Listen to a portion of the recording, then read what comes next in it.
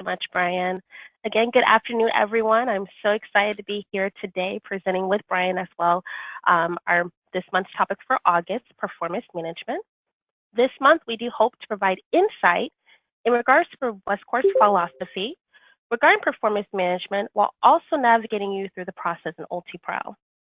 So as Brian just mentioned, for the past few months, we have completed monthly manager trainings. Of course, our focus at this point has been more on a wide array of topics that are relevant to performance management. These topics include communication and listening skills, motivation, theory and application, and training and development. Now, we do hope that those meetings will be able to assist you going forward with our introduction of our performance management tool in UltiPro. As you know, there will be two parts of this training. For today's training, our objectives are the following: Westcore's philosophy on performance management, the performance management timeline and cycle, goal setting, our company competencies, and we'll conclude today's call with coaching and feedback techniques. Today, you'll have both myself, Ashley, and Brian presenting to you. We will also be recording our sessions so we may post them on Westcore University and send via email. Of course, again, as Brian reiterated, if you have any questions or concerns, you may post them in our chat. If we are able to respond immediately, we most definitely will. However, if we aren't, we will definitely assist at the end of the call. Again, we'll also be muting all phone lines for the duration of today's call, and we'll open them at the end for your feedback and questions as well. Again, thank you so much for joining us today, and let's go ahead and get started. All right, thank you, Ashley. So what I find helpful, whenever a new initiative is rolled out, whenever we talk about a new concept, that we begin with the basics, right? Recognize that as Westcore, we've got a lot of different managers with a lot of different levels of experience and experience at different organizations that have done things differently. And, part of the beauty of human resources and managing people is that there's a lot of different ways, there's a lot of different techniques and tools and systems out there. Not necessarily, none of them are necessarily 100% right or 100% wrong. There's kind of a journey and an evolution and a lot of different options. So let's start off just getting grounded in what the heck is performance management. If you look a bit at a dictionary definition, so one of the things that's important about it is it's an ongoing process. It's not a point in time. And clearly, it has to embark on some communication efforts, right? It's a two-way street between both the manager and the employee, the supervisor and the employee, and it should flow both ways. It also should occur throughout the entire year. So there are various elements that we'll talk about in the cycle and in the timeline that we'd make suggestions about. And we'll talk a little bit about how that process will work. It's not a one-time approach.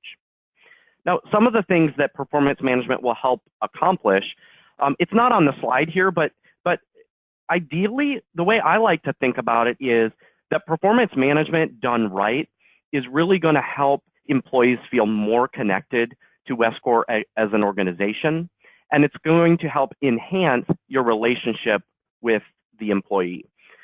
If done wrong, however, it can go awry, and it can actually degrade your relationship with employees. It can actually make them want to leave or not be as engaged in the organization. And we've talked a lot about our engagement plan and our engagement survey that we've done in these different manager training sessions. And we've talked about one of the things that employees really want is to better understand their own performance and what performance management will look like for them. So some of the other goals that are on the slide here are, really tying a department goal or a regional goal or Westcore's overall goals all the way down to the goals that an employee, does maybe on a daily basis, on a monthly basis, on a quarterly basis. So part of the action is really tying together and helping employees see the line of sight from the things that you do each day, day in and day out, all the way to an annual goal for the company, for example. But employees aren't just here for that reason. Employees are here because they want to spend part or all of their career working for Westcore, right? So employees have goals and desires for their career. And sometimes those are stated and employees are really kind of aggressive or obvious about where they want to go and what they want to do down the road, what they want to learn, what new skills and things they want to take on. Other times they need a little more help maybe articulating that or exploring that. So part of this process, when done right and when done over time, is to help an employee not only grow and develop, but see the connection to Westcor and to you as an enabler, helping them grow their career.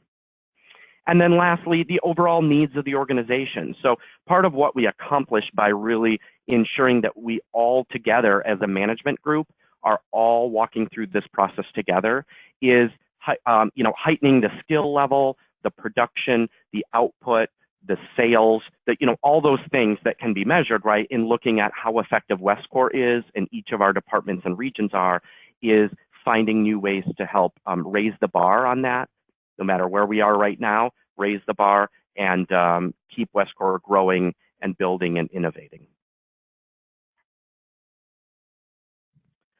So one of the things that's been really joyful and really fun for me is spending some time with Scott and Mary and other leaders and managers learning, what has Westcor done in the past and what are the desires, where do we want to go in the future? As I alluded to, lots of different companies have all kinds of varying philosophies on performance management. And some of those have changed over time. We'll talk a little bit about that. But if we look at what's Westcor's growing philosophy on performance management, here's what we can kind of agree to. And here's something that, depending on your own department and how you've managed in the past, there might be a few things on this slide and that we're going to talk about that are a little different for you in how you've performance managed at Westcor or other organizations in the past. So the first bullet point here is pretty easy, but although we know there's a lot of different techniques and skills and tools that all of our managers have used, we haven't had kind of a cohesive stated philosophy or tool for performance management. So all along, though, our expectation and the company's expectation of us as managers is that we do our job as a manager and we do performance manage. But we just haven't been as clear to say this is how you must performance manage or this is how you shouldn't performance manage. We do expect that all of us as a management group, we are performance managing out there. It's certainly looked and sounded and been different across all our departments. Also, as I already mentioned, it's not a one-time event. So even at Westcor, as we go throughout and we learn about kind of what are we going to do with performance management here now and in the future, the focus here is that this is a continual life cycle and a process. We'll talk through that. Part of us putting, drawing a line in the sand, right, and kind of saying, hey, this is how we're going to performance manage at Westcor is, however, we are going to say we do expect that once a year, close to someone's annual anniversary date, we do want to do a formal performance review in the system in UltiPro for our employees. And so, again, that's something that employees have asked for. One of the primary pieces of feedback that we received out of our last survey is that employees want to know how they're doing, what can they do better, how can they grow their career, how can they enhance their skills to be more valuable to Westcor, increase their pay, move to other departments, all those kinds of things. And so this is part of the process to help us meet the need that employees have. One thing that's been a part of Westcor's philosophy and something Mary feels really strongly about is that performance reviews are separated from pay reviews. So a performance review doesn't necessarily mean that someone will or will not also get a pay review. They don't always happen at the exact same time. It gives us an opportunity, actually, for two separate positive conversations and engagements with an employee if they're separated out and it's not a one point in time, here's a review and here's a pay increase. It also locks us into a philosophy or a mentality a little bit. It's kind of like Pavlov and the dog. If you ever went through a psychology 101 course, right? age-old experiment where you ring a bell, you feed the dog, and over time the dog associates the sound of the bell with eating, and so starts salivating and understands that, hey, I'm going to get fed, right? In the same way, many companies over time have learned when you put the two hand in hand at an organization, employees tend to expect that each and every time a review conversation happens, that then there needs to be some kind of pay conversation that's also going to happen as a part of it. And that's just not what we believe or how we operate. The important thing about moving, and I know some of you have done formal performance reviews in the past, and by formal I mean it's been in writing or it's been in the old paycheck system we used to use.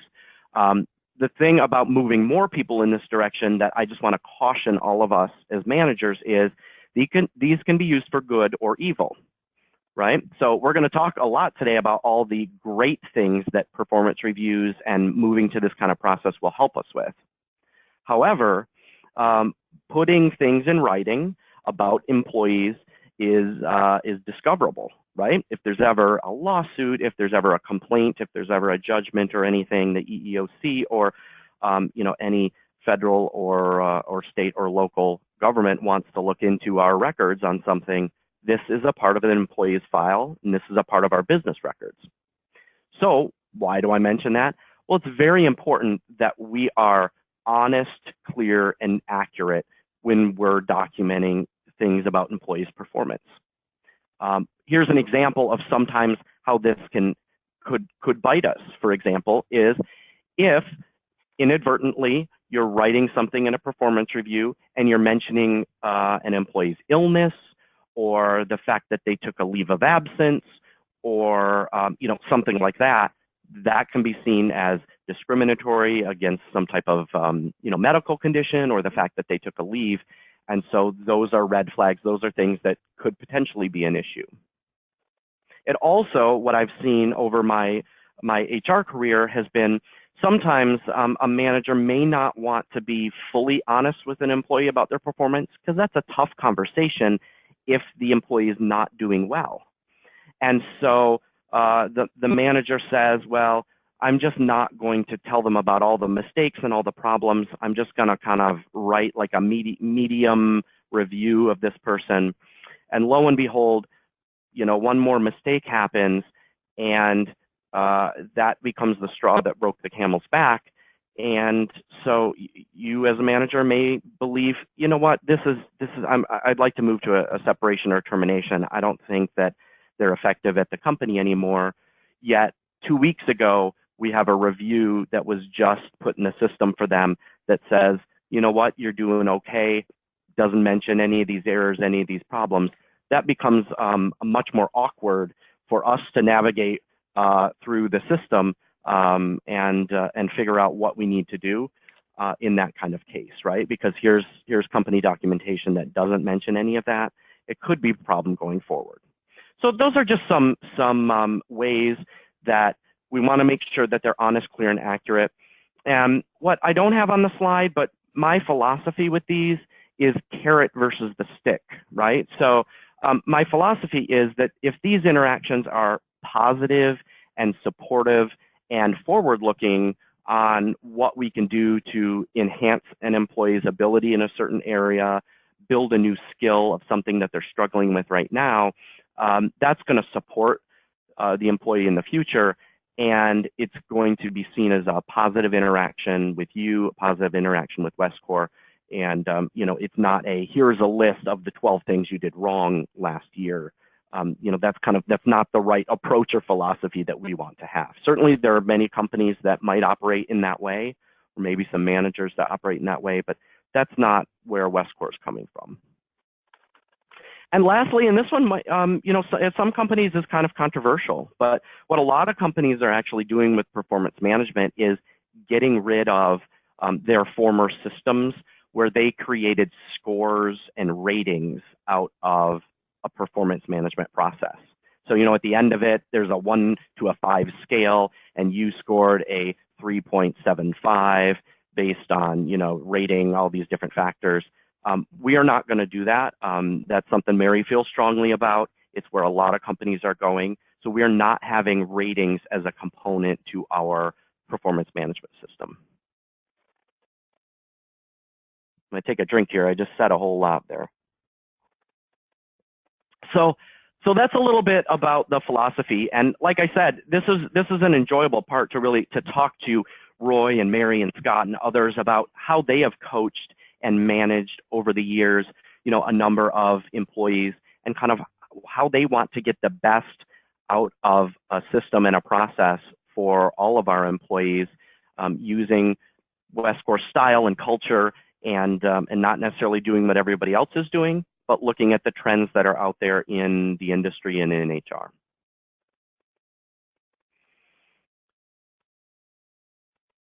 So another part of looking at performance management is making sure that we all understand that this is a cycle, right? I've said more than once, it's not a point in time thing that happens. So let's talk about some of the areas of performance management and how it forms this cycle, this continuous cycle. So at the top, you'll see goal setting. So goal setting is part of the action plan for what's expected of an employee. Goal setting is looking at how the employee can improve their skills and experiences, how they can take on other work, how they can get their daily job done, and how they can help support the needs of Westcor.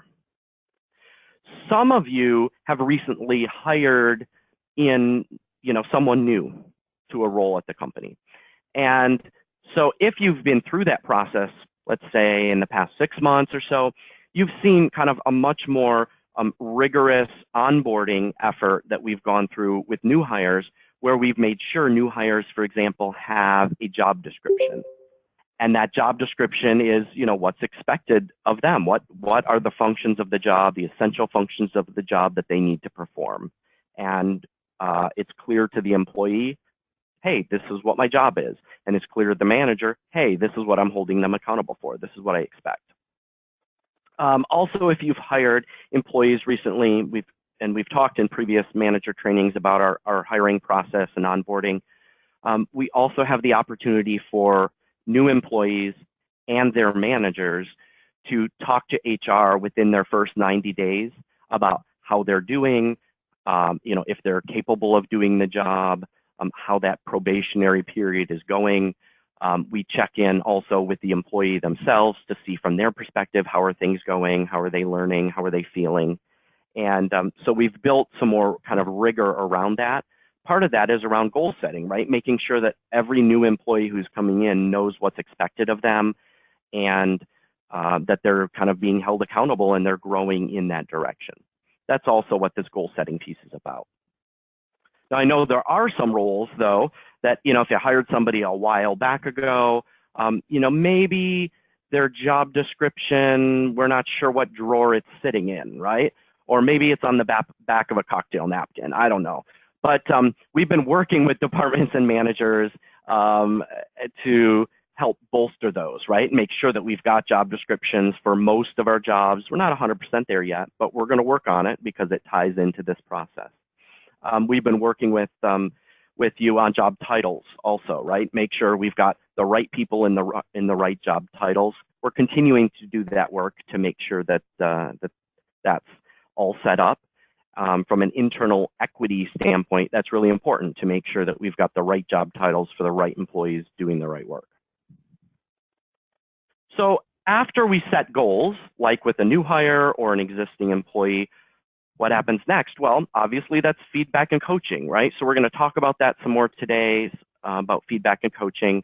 But this is the every day, every week, every month interactions about what's going well, where the struggles are, where their mistakes are, where there's new things that need to be learned, right?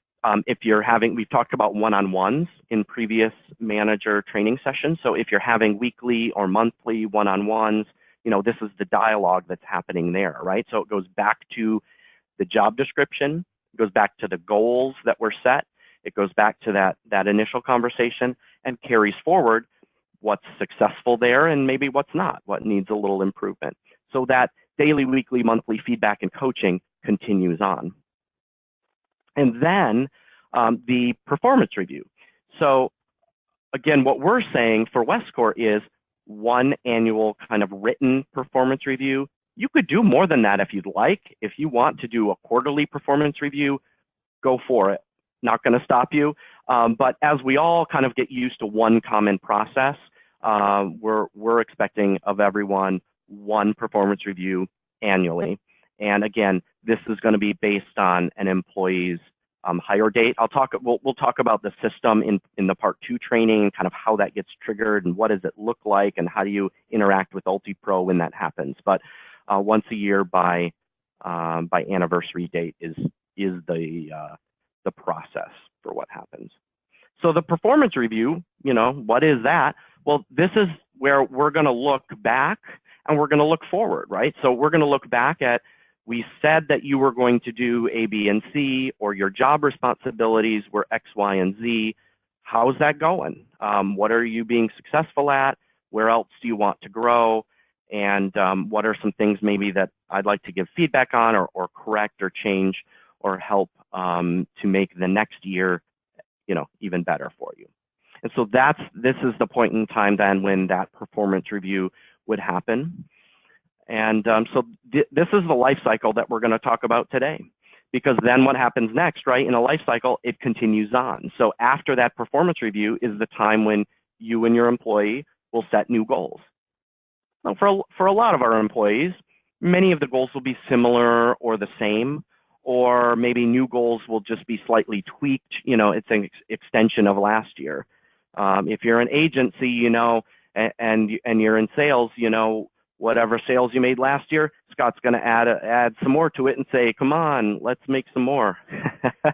So this is where we can raise the bar a little bit, and we can set new goals that then will be coached and evaluated for another review the next year. I remember on one of our previous training calls, we talked about SMART goals. So it's important, if you're going to focus more on setting goals with employees or reevaluating the goals that you've already set, is that we have good goals that are actionable. So the acronym SMART, S-M-A-R-T, stands for specific, measurable, attainable, relevant, and time-bound. So these are attributes of setting a great goal that make sure that when we're evaluating the goal at the end, whether it's been achieved, partially achieved, or not achieved, that you can look back and say, okay, this is a great goal that I wrote, and we can clearly measure it. It's specific enough that the employee knows exactly what's required for that goal. There is a way that we can measure it. Sometimes that's more tangible than not. That it's attainable, so it's within the scope of what they can achieve, right? It's not shooting for the moon when they can't reach that yet at their, maybe at their stage in their career. It's relevant to the employee and to their journey and to what's going on. They have control over attaining and achieving that goal. And that it's time bound. So, is this a quarterly goal, an annual goal, a goal by next week, right? What is it? Again, in the purpose of setting a goal for an annual performance review, it might be an annual goal. But certainly there are lots of goals and things that you're going to work on with employees, and you already do, that are less than an annual goal, right? So a monthly measure of quality, a quarterly measure of sales, those types of things, a weekly measure of errors. So remember to use these when you're working with employees to set goals.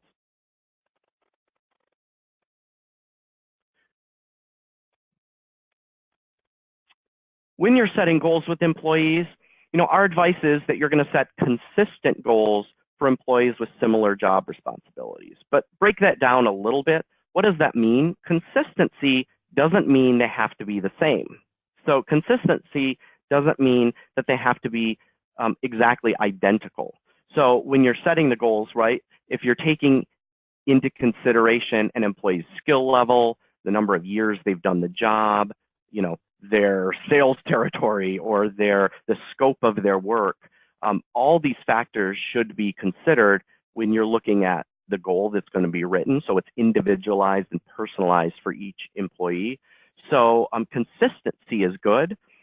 One way I might say that is if two employees are in the same role, you're going to want to look at some of the same factors. So if quality is an important element of a goal for Brian, then Brian's peers also probably would want some type of goal focused on quality. But again, based on all those variables, maybe Brian's goal on quality is slightly different than someone else's goal on quality.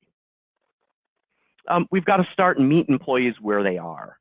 Much like in this process, we're trying to meet you as managers where you are, knowing that some of you as managers already have very specific goals. I'm hearing a little bit of background noise, so everyone, if you could please just make sure you're muted, that would be helpful. So we're trying to meet you where you are. Some of you already have very specific goals with employees and can feed those into this process. Some of you may not have had goal conversations with certain of your employees based on history. So we're gonna help you in this process work up to that. So meet employees where they are with their current performance and then stretch them from there. Okay, if we're all setting SMART goals and good goals, we should be setting stretch goals, right? And so if we're trying to stretch all of our employees and ourselves, we are going to fail from time to time, right? If these are always safe goals that we're setting, no one's ever going to fail, and we're never really going to push ourselves, our departments, or our organizations as far as we need to continue to innovate and beat our competitors and be a great place to work. So we want to set stretch goals for employees and ourselves that put us outside of our comfort zone a little bit, raise the ante from kind of how we might have done last year on that area. And in doing so, there are times when we're going to miss the mark, maybe slightly or maybe a lot. So remember, again, carrot versus the stick. This is, how can I help my employee as a manager with some more training, with some more support, with some more coaching, with some other tools? What can I help them with that's going to help them better achieve the goal? If they fall short of the goal and are too hard on themselves, what can I do to help support them going forward?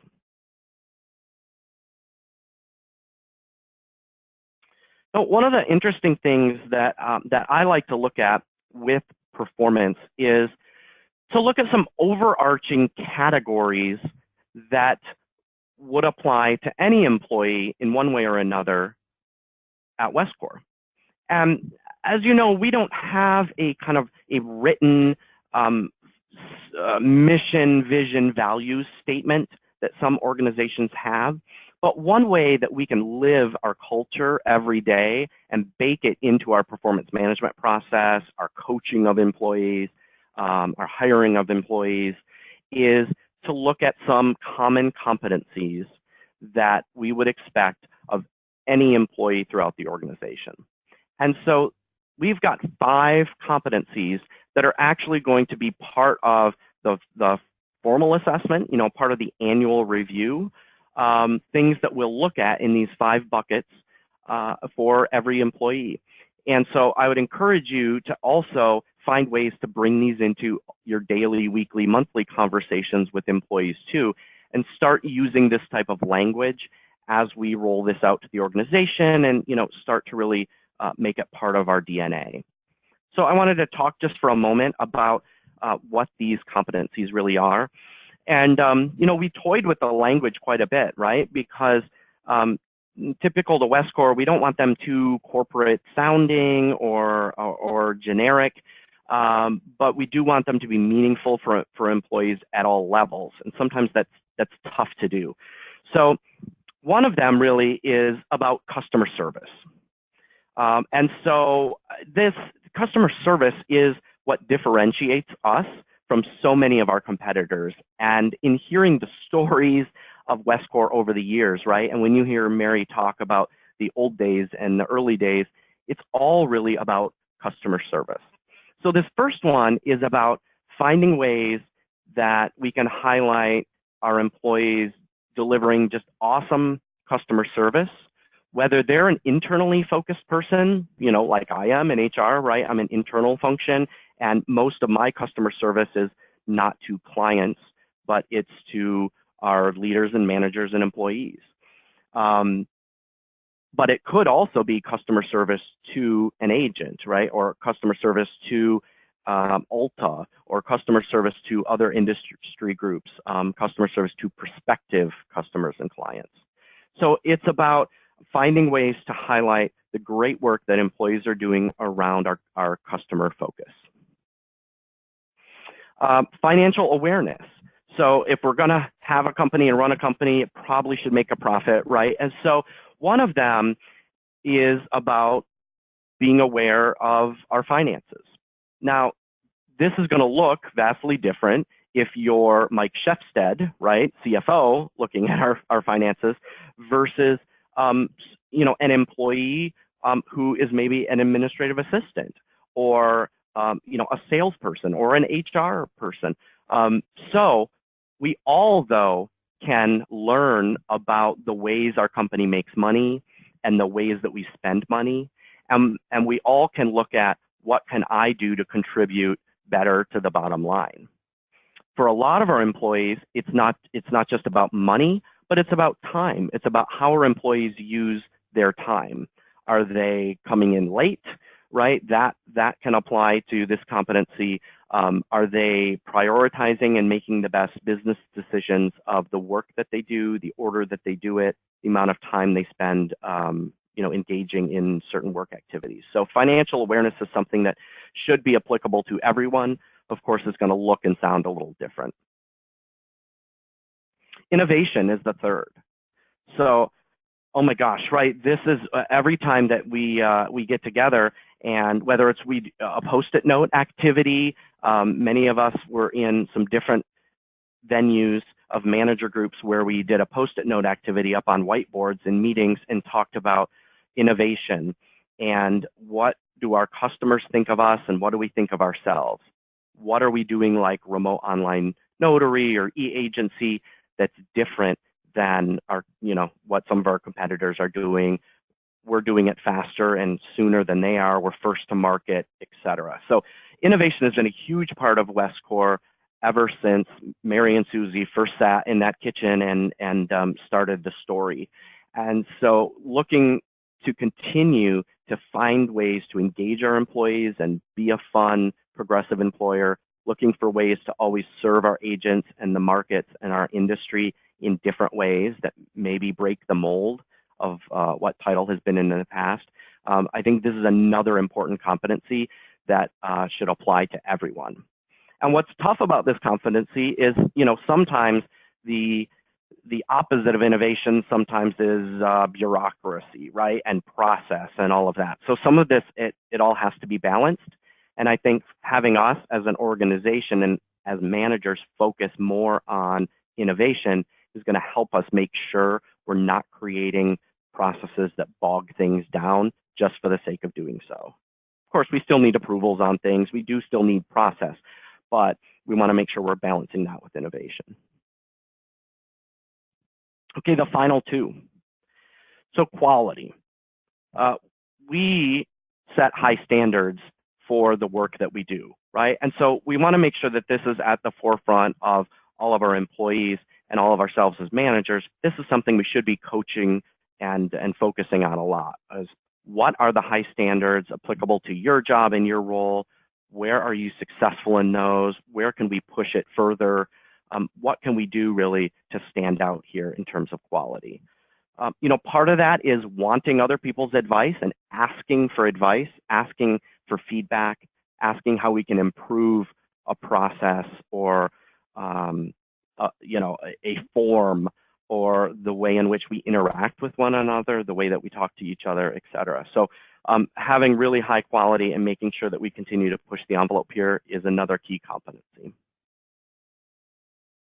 And then lastly, one of the things that I love best about Westcor is internally, it's not one of those typical political competitive environments where one department competes with another in a nasty way, frankly, right? There are some, when I was doing human resource consulting, there are times when we would go in to bid some work for someone, and there would be 3 different divisions of the same company all competing against each other, you know, to win one line of work. It might be the Southeast division and the Northeast division. We're both there, you know, in Atlanta, competing for that same type of work, rather than just being a one firm, a one company approach. So we are all one big team. There are times when there's a tug and a pull from one department to another, you know, whose P&L does this go on, or who gets credit for that sale, or you know, what those types of things are. That's part of our normal, healthy, everyday operations.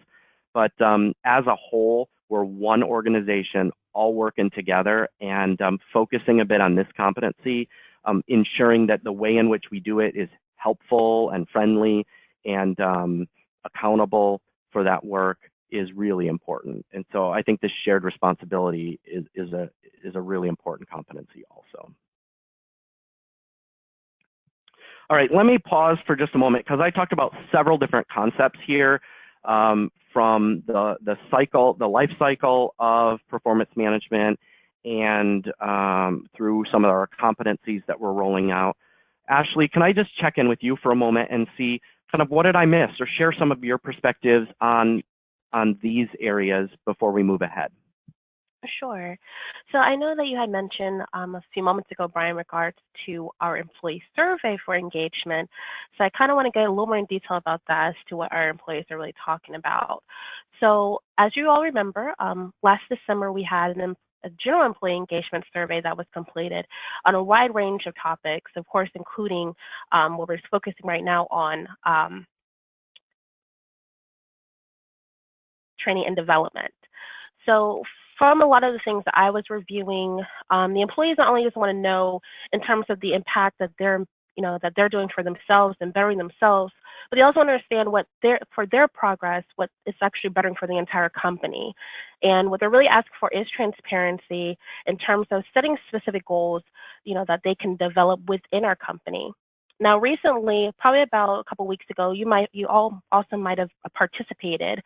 I actually did a remote employee survey, and from those feedback that I received from that was actually really the main cause of it, was that employees are looking for more feedback, more development from U.S. managers. So that was really the high level. Everything else, you know, scored in terms of amazing, but that was the big hot topic at this point. So I think, honestly, with us rolling out this performance management tool with Ultipro, I think we're going to really center our employees to understand exactly how they're making an impact for our company, make an impact for themselves with developing them in their roles, or even another role here at Westcor as well. That's an important point. Thank you for sharing that level of detail. So at this point, we're going to shift a little bit to another one of the areas of the life cycle, right? So the coaching and feedback. So remember, this applies both on an annual performance basis, but it also applies in an everyday role. And I think some of you that are externally focused outside of the organization too will see that, you know, what we're going to talk about next not only applies to you managing another employee at Westcor, but also some of these skills and techniques can be used talking to prospective clients or clients, you know, and customers in your daily interactions. So Ashley, would you take it away and talk about feedback and coaching? Sure. So for feedback and coaching, flip a little bit here. So what you want to first do is that you want to actually sit and you want to learn your employees. So you want to understand them on a deeper level. You want to communicate with them. So definitely with feedback and coaching, communication is key. So for our first point here is that you want to learn about their strengths, their weaknesses, and their career goals. what's important to them at this point in time, what's going to be important to them in the future.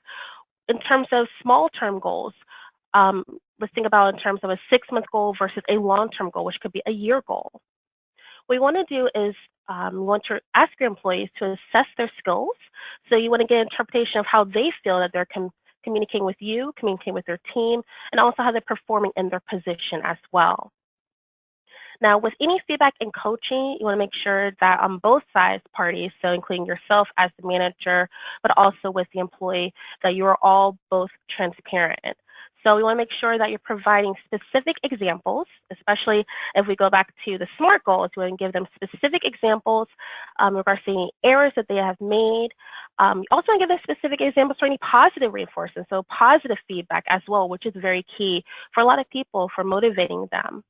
And also what you want to do is you want to help them with their aspirations in terms of their career options, whether it might be going to school or it might be getting additional training and skills here with Westcor internally, whether it's to get any type of certification. You want to make sure that we're able to communicate transparently that that is something that they can move forward with, or if not, that there's a direction that you can lead them towards. What you also want to do is that you want to explain your values as a manager. What is important to you? You also want to explain the values of the company, which is very important. What are our values as a company in terms of being a family, in terms of investing our time to invest into our people? And finally, you want to make sure that we are providing clear expectations regarding their position, their responsibilities. And a really great way of doing that is actually using their job description. So I know that Brian mentioned earlier that a really big initiative here in HR is that we have really been sending out the job descriptions to our new hires. But going forward, that's going to be one of our main goals, is that you all have a sit down with your employees, be transparent, and communicate exactly what's on that job description. Help them analyze exactly what they might not be doing so great on, and hopefully develop them to be an even better employee.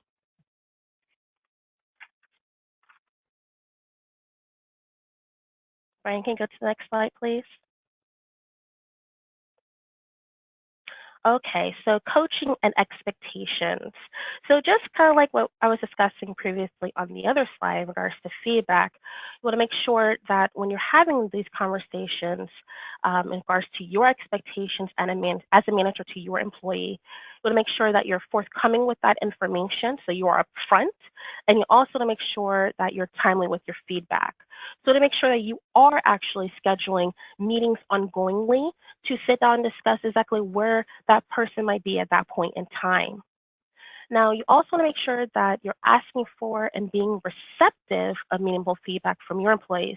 So you also want to check in with them to see how you are doing, which is really important. You want to get feedback of how your performance is doing as well.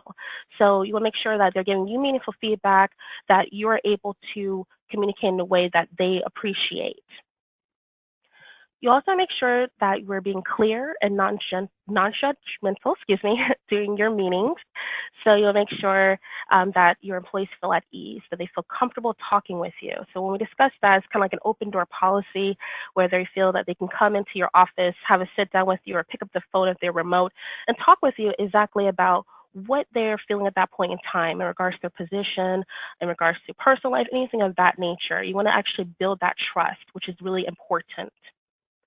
And last year, like I just said, in regards to the open door policy, you want to make sure that you are accessible. So not always be accessible via email. I know we do rely on email as, an important way of communicating, but at times communicating through email can be misleading. So a lot of times it's really great to do it because it's quick and fast and to the point, but you also want to make sure that you're opening the gateway that your employees feel comfortable to either pick up the phone call or to come to your office and be able to talk with you openly. So in addition to that, so when you're talking about coaching and setting these expectations, we make sure that you are setting up follow-up meetings. A great way of doing that is conducting group huddles as a team. So a quick 30-minute huddle each week is a great way, especially for your remote employees, to really get them on staff and on guard here so that they feel that they are actually able to provide feedback to you in regards to our processes in terms of things that could be possibly changed, in regards to progress in regards to a project that they are working on. and also just in terms of, have that collaboration and that team building that's really essential as an employee that they need. Brian, next slide, please.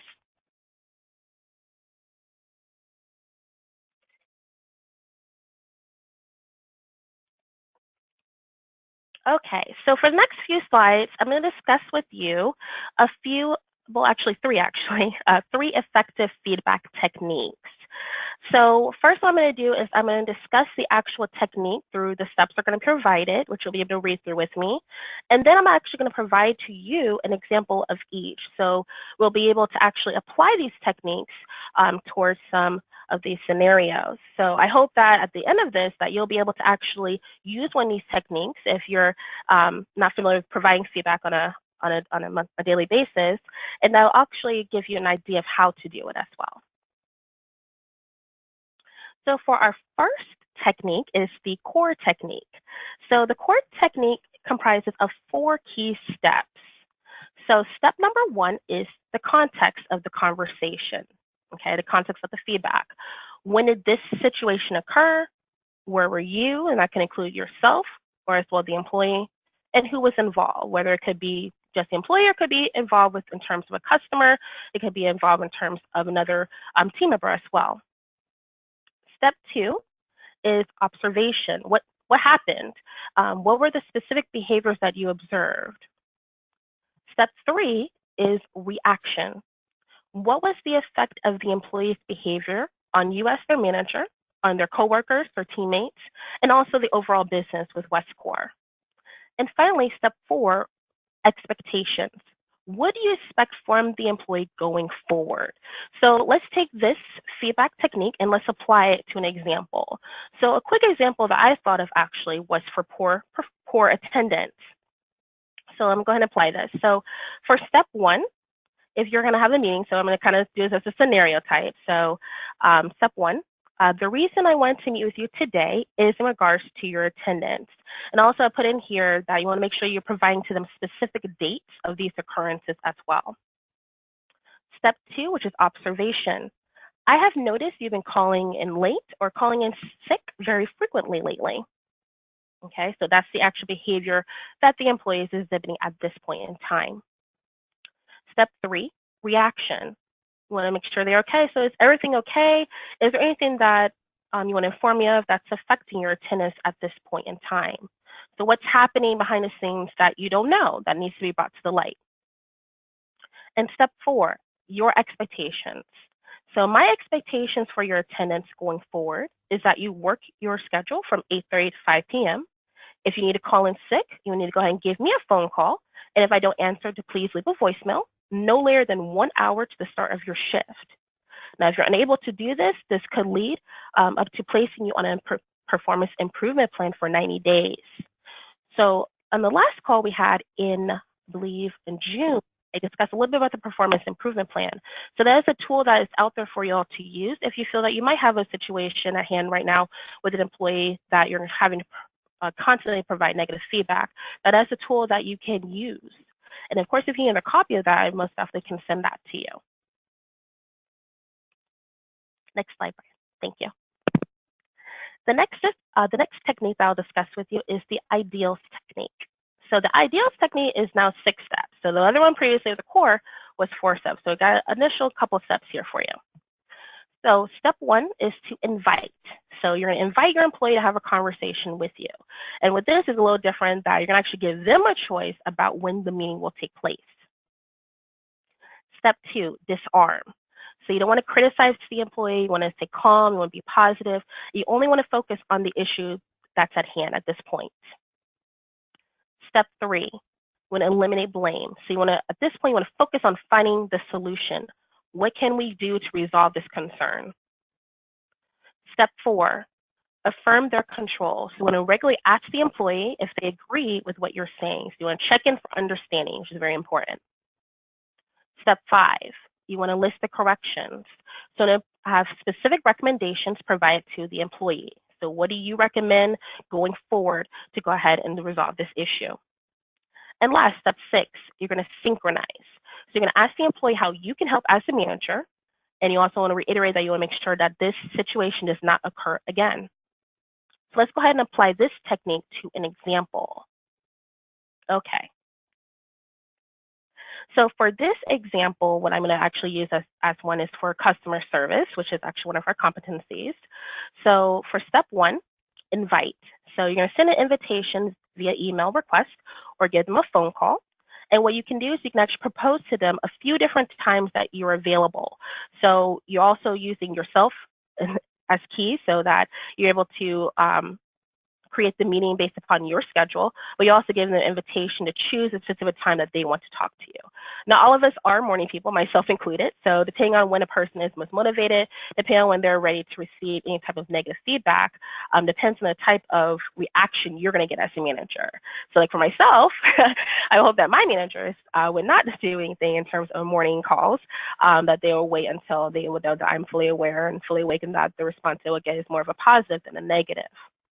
Okay, so for step two, disarm. So I'm gonna go over this with you. Hi, the reason for this meeting is to discuss your performance on a recent call with a customer. I want to navigate you through the call with you and openly discuss it. So at this point, you're openly having a discussion about what happened. Step three, you're gonna eliminate the blame. So we're gonna find a solution. So I wanna make sure I can be of assistance going forward. Could you please let me know what you need from me? Okay, so in terms of finding a solution, we're going to look exactly what happened during the call.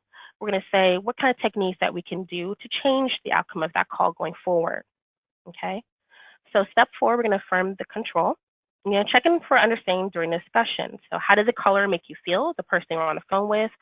A better way to handle this escalation would be to apologize first to the customer, then you can go ahead and research some options that could resolve the concern. And then do you agree with this? So do you agree with what I'm saying to you? Step five, I'll be providing you with some tools that will help you during an escalate call. So this is a list of corrections, a list of recommendations. I'll send you those tools via email, and let's go ahead and set some time to go over these tools in the week. So now we're setting up a new call, a new discussion in regards to the tools that you have now sent out to them. And finally, for step six, synchronize. Do you think this will help you in the future? Is there anything else that you need from me? Okay, I want you to understand that you are a valued employee here. So I just want to make sure that this does not occur again. So you want to make sure you're closing it with the positive, closing it with letting them know that they are a valued person on your team, but also to make sure and solidify that this type of behavior would not be accepted as well. Next slide. All right, and then finally, our last technique is going to be the CEDAR technique. So for the CEDAR technique, this is going to consist of 5 steps. So it's going to be a little kind of similar to the other ones I've discussed, but a little bit of a difference. So for step one, you're going to give the context. So you're going to advise the area of feedback, how important it is. You're going to say the level of the impact in terms of who's affected and what the outcome was. So you're going to give that in one big nutshell. Step two, you can provide specific examples to illustrate the situation clearly. So you're going to be transparent. Step three, you're going to give the diagnosis. So we're going to discuss what's behind the employee's performance. Why is this occurring? What needs to be done for learning or the motivational needs? Step four, actions. Decide what actions will be important going forward. So what can we do going forward to assist with this situation? And finally, step five, review. So we're going to follow up to support and embed any new behavior. So we're going to make sure we follow up with follow-up meetings so we can go ahead and assist with any questions that may have. So for this final technique, I figured instead of talking all about negativity, because at the end of the day, as people, we don't like negativity, we like positivity, right? So for this example, what I decided to do is actually use a positive feedback example. So let's go through the steps. For step one, context. I think you did an amazing job when you trained our recent new hire, okay? Step two, you're gonna provide examples. So you can say you were thorough in providing our department processes, showed great communication skills, you're important to attentiveness to detail, and your organizational skills. Our new hire feels that they're equipped to progress in their role. Step three, diagnosis. I believe the reason that you're a great trainer is because you enjoy making a difference and being a team player. So that's what's behind them, that they enjoy helping their teammates. Step four, actions. Going forward, I would like for you to make or create some training tutorials for all of our new hires so they may use it as a reference. And finally, step 5, review, follow up. So I would like to set up a time to discuss these tutorials with you. We can create a plan for us to collaborate soon. Just let me know what your availability is. So at the end of the day, what you're going to do is you're going to give them that positive feedback as to what they're doing. This is a great job, but also you're going to come back and let them know that want to review and give them support as well. Great, thank you, Ashley. You know, I've always felt like sometimes when you're trying something new or when you know you have to have a difficult conversation, having a technique or, something like that really can help you think about what you're going to say, how you want to say it, and lay out a plan of action. So I know that some of our most difficult conversations we have as managers is about performance and trying to improve someone's performance. And so I think you can find one of these 3 techniques that really works for you and give it a try. Now, we are just going to wrap up here. So at the end of part 1 of the training, remember there's also a part 2 for you to sign up for. We want to remind you that HR is here as a resource for you. So we know that these conversations and use of this tool is going to be very individualized. It depends on where you are as a manager, how comfortable you are in having these conversations and writing up this type of information, as documentation. And so we're here to help you. We can also serve as a mediator or a partner. We can be in conversations, those daily, weekly, monthly conversations you may need to have. We do that sometimes for managers, and we're more than willing to help you. So know that that's available. I know role play is probably one of your least favorite word combinations here, but sometimes role play can really help if you need to deliver a difficult message, or if you know that an employee might not react well to the message you need to share. So we can help talk with you about advice and role play and be there to help support you as you prepare to deliver those messages. And again, this is on a daily, weekly, monthly basis, as well as on an annual kind of review basis.